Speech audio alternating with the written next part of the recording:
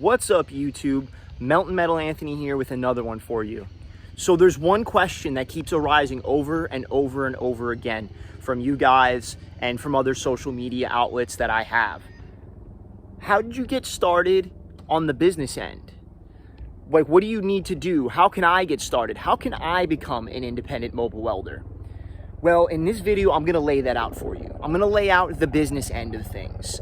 The hows, the whys, the whats, everything you need to begin your own mobile welding company. And I'm not talking about the work end, I'm talking about the tax end, the insurance end, all that. So stay tuned, I'm gonna lay that out for you. I hope this helps you guys.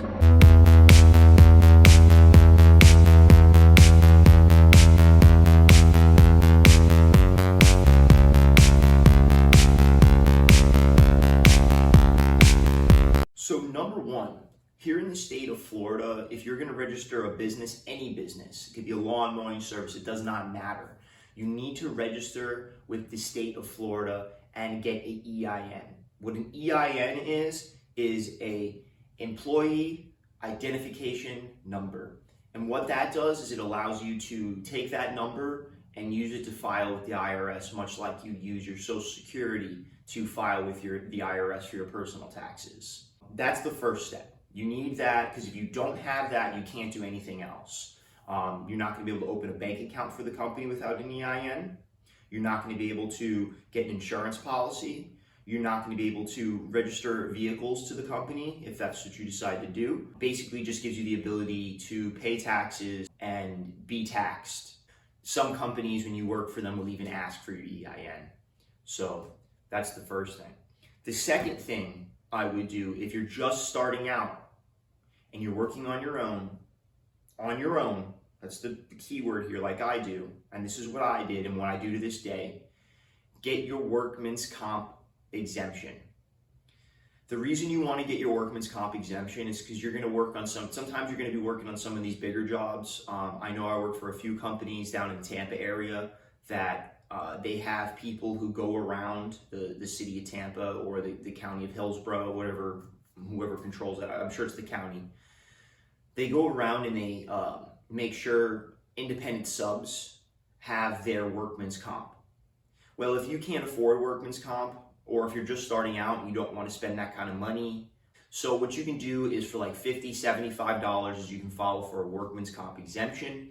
It's going to be for your company. You have to be an owner of the company in order to be Workman's Comp exempt.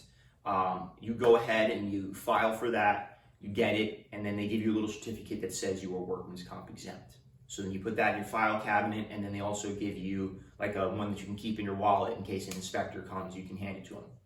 In, I don't know how many years of doing this, I've never been asked, not even once. But for 50 bucks, better safe than sorry. Number three, you're gonna need insurance to pull some of these bigger jobs. You know, insurance is a fickle thing. I know some guys that ride without it. I have $1 million liability policy. It depends on what you're doing.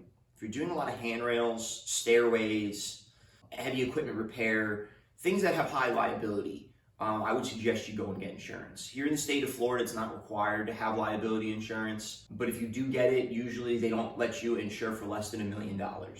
And that's just because they want to cover you in all instances, at least that's what they say.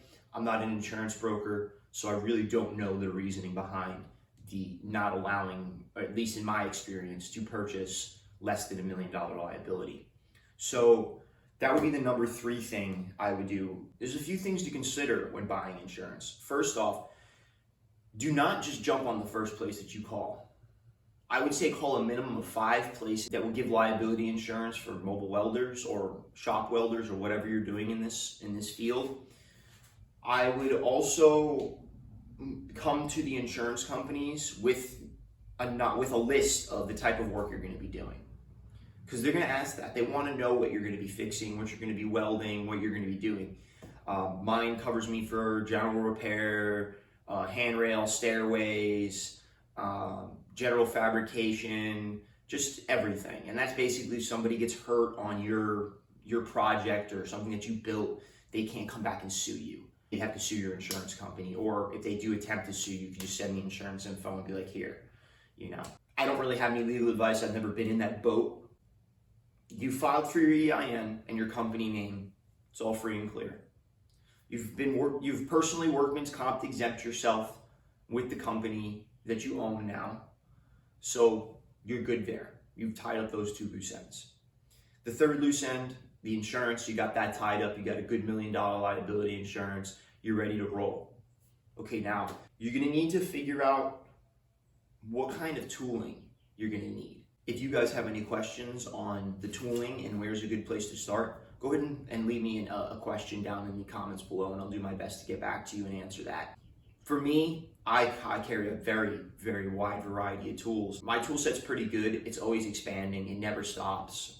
There's never a point at which I think anybody gets to where they're like, okay, I have enough tools, because you see that if you have this tool, it's going to open up the opportunity to this. And last, now the most daunting and probably the most difficult task on this list: finding customers. Okay, so this is probably my most asked question. How do you find customers, Metal Anthony? How do you find them? A lot of the times they find me. These days, most of my work comes through my reputation. I basically just refuse to do subpar work, even though I get asked to. I get asked to cut corners constantly, and I refuse. I'm there, I'm the professional, I'm gonna do it my way, and you're gonna pay me to do it my way, or else I'm not working with you. It's a hard thing to accept. It's because you want that money. You want to get your foot in the door. You want to start working with these people. But here's the thing: if you do something that they suggest and it turns out not so well, someone gets hurt on it, it breaks, it just inconveniences the customer, they're going to come back to you and blame you. They're not going to look at themselves. They never do. So do yourself a favor and be confident in your work. Overdo it. Customers will find you if you're doing online advertising. Just make sure you stay in your lane with what you can and can't do when you're dealing with these customers, because the worst thing you could do is go out there and take on projects that are way above you and ruin your reputation. Your work is your reputation.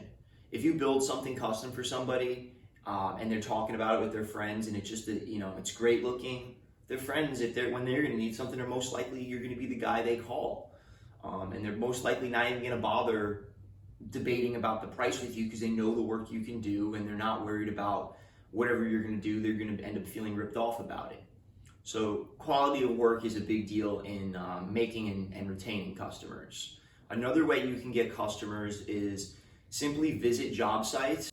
Like if you see that there's a new development being built and they're in the road cutting, water pipe, and electric pulling stage, walk up in there and ask for the foreman. Hey, is the foreman around? Who's in charge? They're just gonna point at the guy. They're not gonna get upset. They're not gonna be like, why are you here? They're just gonna be like, oh. They might ask you to grab a hard hat, which I would suggest you keep a hard hat in your truck at all time, and also some reflective safety clothing, because a lot of job sites require that you wear that on their site. And they're gonna be upset if you're breaking their safety rules. So follow their rules. If you see everybody else has a hard hat, boots, and reflective clothing on, make sure you walk on their job site and respect them by wearing those safety items. Usually you walk up to someone and it's not guaranteed that you're going to get the work. Sometimes they'll ask you to work right then and there. Sometimes they'll stuff the card in their pocket and go, yeah, okay. And you never hear from those people. Other times they want to schedule you right then and there for a project that they know they're going to have in a couple of days, a couple of weeks. That's best case scenario. So that's one way I've found customers. Another way I've found customers is online advertising. I'm not a fan of this because you get a lot of tire kickers. You get a lot of people who don't really want to spend the money. They don't really realize what they're asking for. They don't really realize that this is a very time-consuming thing that we're into here. So they'll try to beat you up on the price, and you really just can't allow that to happen. So you're going to waste a lot of your time doing estimates with customers that you find off the internet. Word of mouth customers are definitely the best. Second best are customers you made face to face. This is all in my opinion. And third best, internet or outsourced customers. And those are pretty much the three ways you're going to find customers. Of course, you want to have some business cards, stickers, magnets. That's all little great advertising pieces. We'll get into advertising and how to find customers a little deeper in another video. But this video is really just on how you can get your welding business started. So those are the steps that I took when I started my own welding company. Your path is going to be similar at the very beginning, but you're going to find it's going to diverge once you get further into your career. There's one more tidbit of information I'd like to give you. Confidence.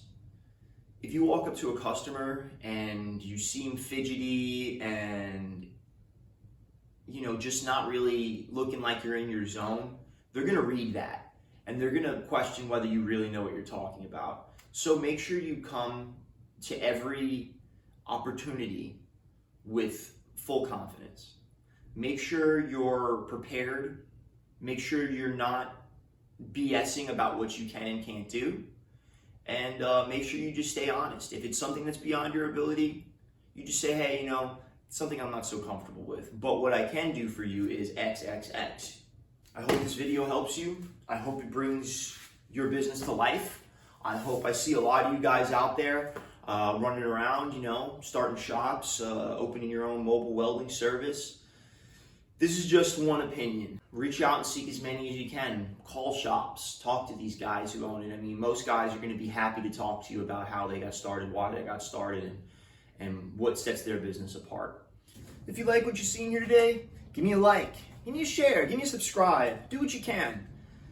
Don't be greedy with your subscribe, shares, likes, and other social media posting. Leave a comment.